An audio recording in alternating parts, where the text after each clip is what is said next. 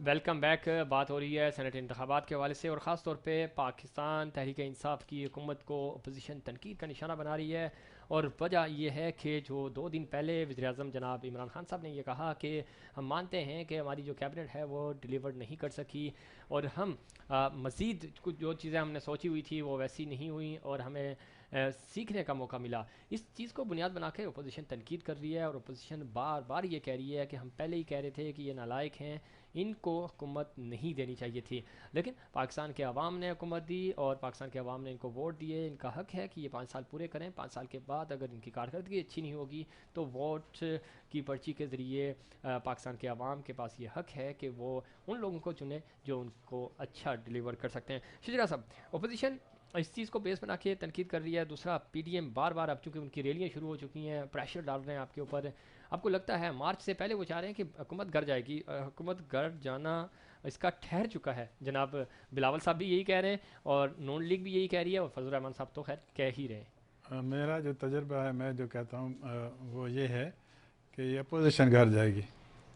हुकूमत जहाँ रहेगी अच्छा, अपोजिशन कुछ नहीं अपोजिशन घर करेगी। गई हुई है सर, अब कौन सी? गई है बस, वो जो भी है ये अच्छा। अभी आखिरी जो सांस ले रही है वो भी हम्म। दम निकल जाएगा इनका। सही। क्योंकि इनमें वो नहीं है आपस में एतमाद नहीं है। एतमाद नहीं है, बिल्कुल। एक दूसरे के ऊपर एतमाद नहीं है। सही। अभी मौलाना साहब वैसे तो बड़े आलम हैं, कुरान के कहते हैं कि भाई ना मुहर्रम से बात नहीं करना चाहिए, फिर मरियम साहबा से कंधा कंधा मिला के क्यों बात कर रहे हैं? उसको शर्म उन्होंने नहीं कहा आती? था औरत की हुक्मरानी भी नहीं होनी चाहिए, नहीं नहीं, मोहतरमा को जब मिली थी हुक्मरानी ठीक है, तो। लेकिन ये अब लोग तुम। अगर अगर मौलवी साहब ये कहते हैं हाँ। कि भाई वो ना मुहर्रम से हमें बात नहीं करनी चाहिए, तो फिर ये इतना बड़ा मौलवी और उसके मरियम साहबा के साथ कंधा के कंधा मिला के बात कर रहा है, तो इसमें इसमें इनको शर्म नहीं आती? तो ये लोग असल में सिर्फ अपने इक़्तिदार इक़्तिदार के की खातिर, खातिर, ठीक है, इक़्तिदार के इक़्तिदार खातिर की काम। खातिर ये सब कुछ हो रहा है। इस पे मज़ीद बात करेंगे। इस्लामाबाद से हमें ज्वाइन किया है सीनियर तज्ज़ियाकार हैं अस्मा वदूद साहिबा, और ख़ास तौर पे इस्लामाबाद की जो हमारा शहर इक़्तिदार है उसकी इक़्तिदार में क्या हो रहा है। ख़ास तौर पे जो लीगी अरकान हैं कौमी असम्बली, उन्होंने इस्तीफ़े दिए हैं। इस्तीफ़े का मामला बड़ा दिलचस्प इख्तियार कर गया, चूँकि पीडीएम ने ये कहा था कि हम इस्तीफ़े जो हैं वो डायरेक्ट मौलाना फजल रहमान साहब के पास जमा कराएंगे, अपनी अपनी क़यादत के पास, और वो लेके मौलाना फजल रहमान साहब के पास जाएंगे और मौलाना फजल रहमान साहब असम्बली में जमा कराएंगे, हालांकि वो खुद असम्बली के मेंबर नहीं हैं। इसमें बहुत शुक्रिया, आपने प्रोग्राम में वक्त दिया। किस तरह देखती हैं ये जो डेवलपमेंट हुई है? ख़ास तौर पे लीगी अरकान जो हैं उन्होंने इस्तीफ़ा दे दिया है, और स्पीकर तर्जमान जो है कौमी असम्बली के, वो ये कह रहे हैं कि बिल्कुल इस्तीफ़े हमारे पास पहुंच चुके हैं और कानूनी कार्रवाई इस पर होगी। हम देख रहे हैं कि क्या प्रोसीजर है इसका। किस तरह देख रही है पूरी इस डेवलपमेंट को? थैंक यू जी, बहुत शुक्रिया आपने मुझे इनवाइट किया। देखिए, पीडीएम बेसिकली मुख्तलिफ पर्पसेस के लिए एक मुख्तलिफ विजन रखने वाली पार्टीज इकट्ठी हुई हैं। उनमें कोई एक unity on the base of vision नहीं है। अभी जो इस्तीफे बीएमएलएन ने जमा भी करवाए हैं, उसका भी प्रोसेस अभी उसकी दस्तखत की तस्दीक और उसका और जो नीति ग्रीटी का प्रोसेस है वो लंबा है। बाकी पीडीएम की यूनिटी जो है वो आपको अभी भी कहीं नजर नहीं आ रही। एक अगर आप इसको एक ब्रॉडर व्यू में देखें ना, जैसे पीपल पार्टी भुट्टो की कुर्बानी के बाद अमर हो गई ना, इसीलिए पीडीएम भी चाह रही है कि वो पीपल पार्टी की कुर्बानी के बाद अमर हो जाए। ये चीज लेकिन आपको होना लगता कुछ है वक्त, आपको लगता है कि पाकिस्तान पीपल्स पार्टी कुर्बानी देगी, क्योंकि सबसे ज़्यादा स्टेक इनका देखिए, है? पीपल पार्टी अपने सेफ हेवन में है। बड़े सही। बड़े बुर्ज हिल गए लेकिन सिर ना हिल सका। वो क्यों देगी? इसे लॉजिक, कोई लॉजिक की बात मानती है? सही। आपका केपीके का बुर्ज हिल गया, वहां पे पीटीआई ने ऊपर नीचे कर दिया। आप जो वहां के ऑलरेडी नोन सियासी पॉलिटिशियंस का एक गढ़ था, वो बिल्कुल हिल गया। वहां की बेसिकली एक पॉलिटिकल अप्रोच तब्दील हो गई। वो कभी रियलाइज किसी को नहीं करते, वो हो गया। पंजाब जो है वो उसकी नून लीग की बुनियादें वहां पे थोड़ी शेकी हो गई। फिर भी जो सिंध है वो पीपल पार्टी का ही गढ़ रहा। ठीक। इस वक्त वो अपना एक सेफ हेवन, अपना किला क्यों छोड़ेंगे? सही। वो हुकूमत में भी है, वो उनकी से भी नून लीग से ज्यादा है, वो अपनी बात भी बेहतर पहुंचा सकते हैं। और इस वक्त कुछ लोग एनालिस्ट, आप लोग वहां बैठे, आप लोगों को ज्यादा बेहतर मालूम है, हम लोगों को यहाँ पे यही खबरें हैं कि इस वक्त इस दफा उन्होंने काम भी काफी बेहतर किया है, लोग काफी खुश हैं उनसे, they are all set to come back again in power next election. तो ये एक बहुत ही इसमें ये बात आप बिल्कुल सही कह रही है, लेकिन अगर हम काम की बात करें तो सिंध में कोई एक NICVD है जो बहुत अच्छा प्रोजेक्ट है सिंध हुकूमत का, उसकी आप भी तारीफ करती हैं, हम भी, पूरा मीडिया करता है, आप भी नेशनल TV पे बैठती हैं, लेकिन इसके अलावा सिंध हुकूमत की जो कारकर्दगी है वो काबिल ज़िक्र नहीं है। हाँ, ये बात बिल्कुल आपकी सही है कि सिंध हुकूमत नहीं छोड़ेंगे ये कभी भी, और बाकी अगर इस्लामाबाद की बात करें तो ये सेनेट से भी इस्तीफे नहीं देंगे। और दूसरी तरफ मौलाना फजल रहमान साहब बारहा ये बात कह चुके हैं कि मुझे तो भरोसा ही नहीं है नून लीग और पाकिस्तान पीपल्स पार्टी पे। तो आपको ये लगता है कि जब ये सब कुछ नहीं है, फिर पिछले जो सेनेट इंतखाबात, चेयरमैन सेनेट की बात करें, फिर हम एक्सटेंशन के वाले से बाजा साहब को जो वोट दिए गए थे, एक्सटेंशन के वाले से जॉइंट सेशन था, उसकी बात करें, माजी हमें ये बता रहा है कि कुछ भी नहीं होगा, सेनेट इंतखाबात भी टाइम पे हो जाएंगे, चीज़ें हो जाएंगी, और ये पाकिस्तान पीपल्स पार्टी सपोर्ट करेगी PTI को। देखिए, एक बहुत बड़ी PDM की ट्रेजेडी यही रही है कि इन्होंने जो भी बात टेकअप की है एंड पे उससे बैक ऑफ किया है। हम इमरान खान साहब को तो यू टर्न का मास्टर कहते हैं, लेकिन उनको उन्होंने बहुत बैशिंग भी की इस बात से, लेकिन जब भी इन्होंने क्या सेनेट लिया, क्या बाजवा साहब की एक्सटेंशन, क्या लाहौर का जलसा, हर चीज पे या तो इनसे बैकफायर हुआ या इन्होंने बैक स्टेप लिया। अभी भी जितनी भी हाइप आप बना लें, अभी एक दो रोज कबल सनाउल्लाह साहब ने एक TV चैनल पे बैठ के कहा कि दिसंबर में तो हम खाली टीजर देंगे, असली धरना तो अक्टूबर में होगा क्योंकि उस वक्त मौसम मुनासिब होता है धरने के लिए। तो आप इनकी बेसिकली एक मूवमेंट भी रन करना चाह रहे हैं, ये अपने कंफर्ट जोन से भी नहीं निकलना चाहते, ये कुर्बानियां भी नहीं देना चाहते, ये कुछ नहीं करना चाहते। ठीक है, असमा आप लाइन पे रहिएगा, हमारे साथ मुजफ्फर हुसैन शिजरा साहब भी सीनियर रहनुमा हैं पाकिस्तान तहरीक इंसाफ के, वो हमारे साथ मौजूद हैं, हम उनका पॉइंट ऑफ व्यू भी शामिल करते हैं। आपने गुफ्तगू सुनी, असमा चूँकि हमारे तमाम ही नेशनल TV पे सीनियर एनालिस्ट के तौर पर मौजूद होती हैं, इस्लामाबाद की सियासत को समझती हैं, वो भी ये कह रही हैं कि पाकिस्तान पीपल्स पार्टी कह नहीं जा रही इस्तीफों के मामले में, तो वो इस्तीफे तो खैर नहीं देंगे, इस्तीफे नहीं देंगे तो फिर बात आके बढ़ेगी कैसे? इट्स मीन कि आप सेफ जोन में। देखिए, इनसाइड मेरा ज़ाती ख्याल है कि इनसाइड पीपल्स पार्टी खान साहब को सपोर्ट कर रही है, ठीक, वो करती रहेगी, क्योंकि तो सिर्फ NRO हो गया ना, यही तो NRO, और क्या NRO? आपने भी थोड़ा सा हाथ हल्का रखना है सिंध पे, और उधर आपको भी ये तंग नहीं करेंगे। हम तो नहीं कह रहे हैं ना, नहीं कहने की क्या बात है, ये तो समझने की बात है ना, लेकिन वो कोशिश कर रहे हैं, पीपल्स पार्टी वाले कोशिश कर रहे हैं किसी तरह हमारी हुकूमत बच जाए और हम जो है ना हुकूमत छोड़े नहीं, इसलिए वो कुछ भी करने के लिए तैयार है। मैंने आपको कहा ना, जरदारी साहब बड़े सियाने आदमी है, वो कभी हुकूमत नहीं छोड़ेंगे। बता दें कि सेनेट इंतखाबात अभी मार्च में हो जाते हैं या फेब में होते हैं जैसे भी, उसके बाद फिर आप सिंध का रुख करेंगे, नैब थोड़ा सा हाथ टाइट करेगी?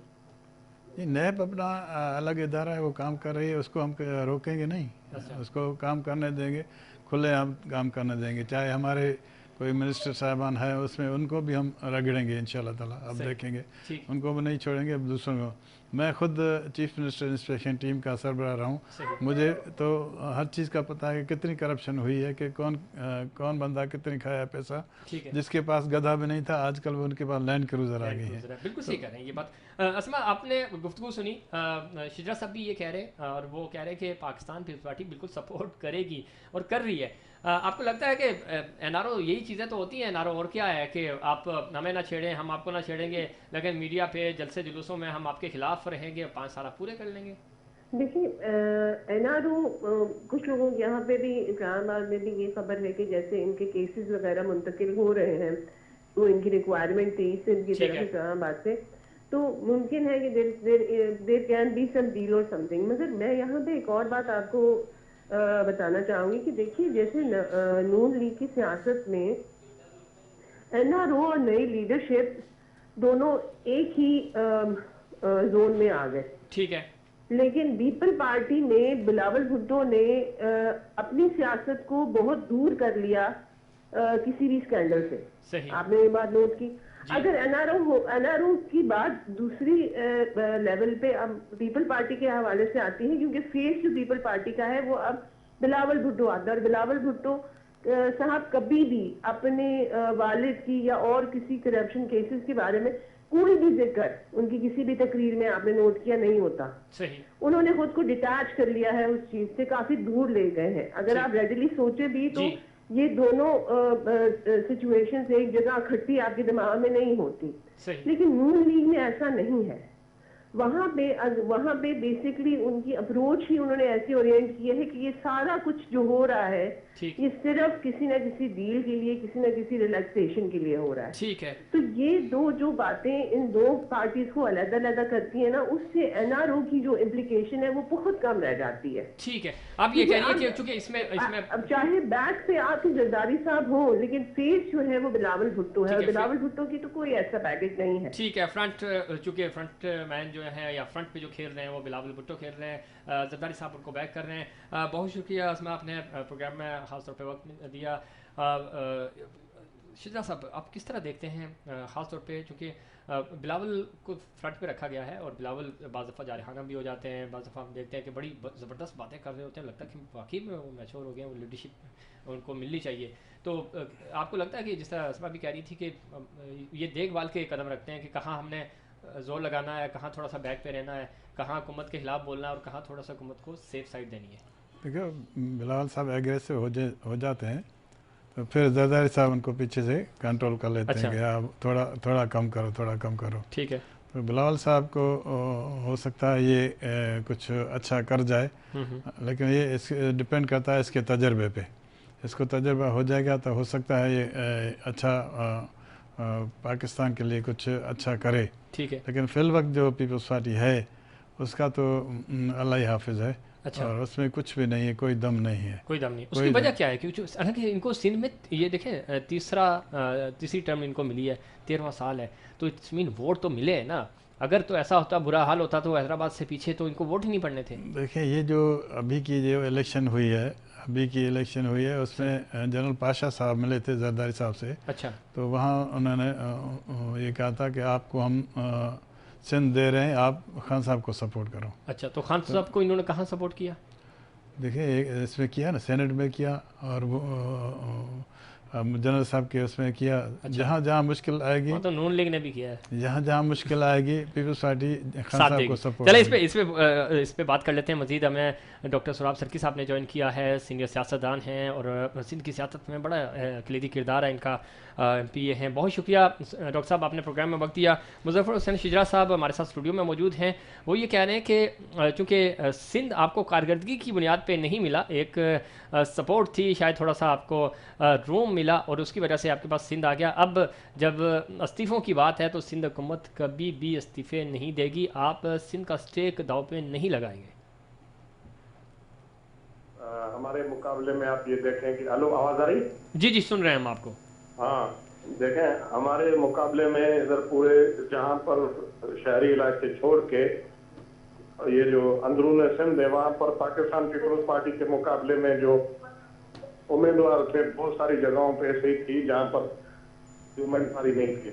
ठीक। और जो कुछ अच्छे कंटेस्टिंग कैंडिडेट थे जिनमें जहाँ मदद अली हो गए, और ये जहाँ मदद अली वो आपको पता है कि जनरल सेक्रेटरी थे चैनल के, और इस्माइल राऊ जो वो प्रेसिडेंट थे मुस्लिम लीग नून के, और इस तरह इम्तियाज शेख वो बड़े एक उनका कलीदी किरदार था फंक्शनल लीग में। बिल्कुल। वो जो कॉन्टेस्टिंग कैंडिडेट थे जो मतलब पाकिस्तान पीपल्स पार्टी में नहीं थे, तो पाकिस्तान पीपल्स पार्टी उन्होंने अपनी पार्टियां छोड़ के, अपनी सीटें छोड़ के, जब पाकिस्तान पीपल्स पार्टी की 13 में गवर्नमेंट थी तो उन्होंने इस्तीफा दिया, फिर पाकिस्तान पीपल्स पार्टी के टिकट पे वो इलेक्शन लड़े। बिल्कुल। ये मुझे आप बताएं, अगर ऐसी सूरत होती तो इस तरह इतनी जो अपोजिशन की पार्टी वाले हैवी वेट जो सियासत में उनका एक कलीदी किरदार था, अब तो जाम मदद अली हमने नहीं रहे, लेकिन यह है कि उनका एक लीडर ऑफ द अपोजिशन रहे, वजीर रहे, फंक्शनल लीग में उनका किरदार था।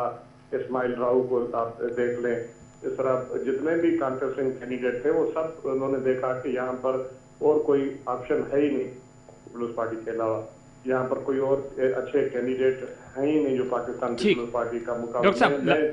कराची से हैदराबाद और कराची शहरी इलाकों से हट के बाकी में सिंध की बात कह रहा हूँ आपको। ठीक है। इस तरह तो इधर तो आप यूं समझे कि पाकिस्तान पीपल्स पार्टी के मुकाबले में कैंडिडेट है ही नहीं। डॉक्टर साहब लाइन पे रहिएगा, मुजफ्फर हुसैन शिजरा साहब से भी पूछ लेते हैं।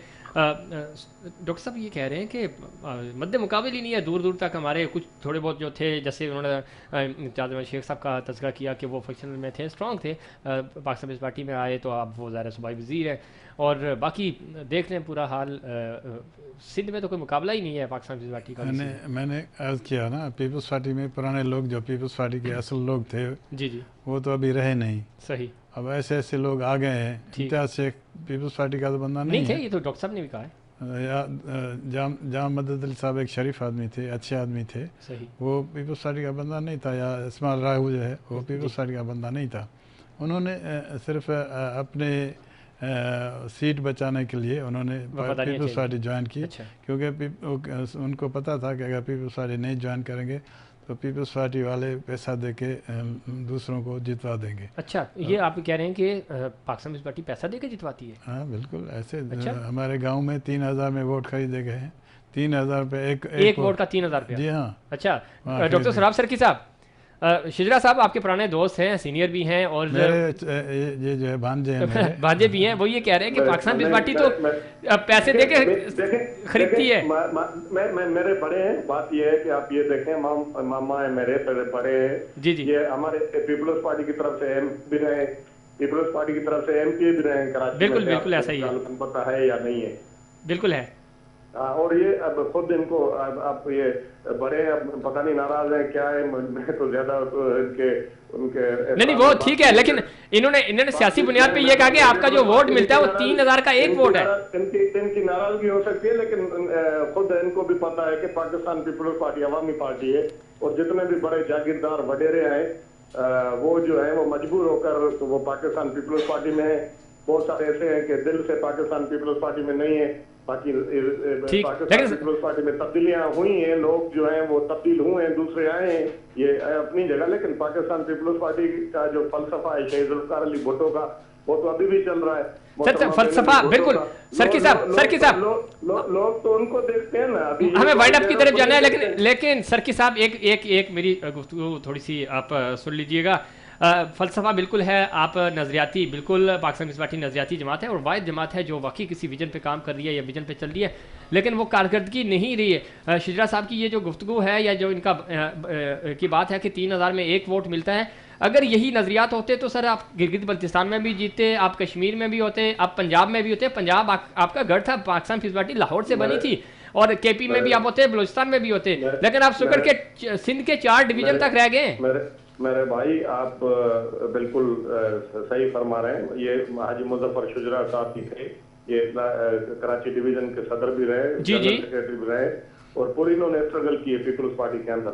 मैं आपको बताऊं, जब मैं 97 में इलेक्ट हुआ, 93 में पहले इलेक्ट हुआ था, 97 में जब हम इलेक्ट हुए थे उस वक्त पाकिस्तान पीपल्स पार्टी पूरे पाकिस्तान के अंदर सिर्फ 17 सीटें थी पीपल्स पार्टी को। सही। फिर 2002 के जो इलेक्शन हुए जिसमें मोहतरमा बेनजीर भुट्टो साहिबा जिंदा थी, पाकिस्तान के अंदर फेडरल में सिंगल लार्जर पार्टी के तौर पर पहले नंबर पे पाकिस्तान पीपल्स पार्टी थी 2002 में। बिल्कुल। तो सरकी साहब बिल्कुल मैं आपकी सुने ना, मेरी पूरी बात तो सुन लेना, कंप्लीट करें, मुझे वाइंड अप करना है। कंप्लीट करने देना। फिर आपने कहा कि 2008 में पाकिस्तान पीपल्स पार्टी ने हुकूमत बनाई। ठीक है। आप ये नहीं कह सकते पीपल्स पार्टी को, पाकिस्तान पीपल्स पार्टी पर 2-4 सरकी साहब चूंकि मुझे वाइंड अप करना है, आप बिल्कुल सही कह रहे हैं, आप बिल्कुल सही कह रहे हैं।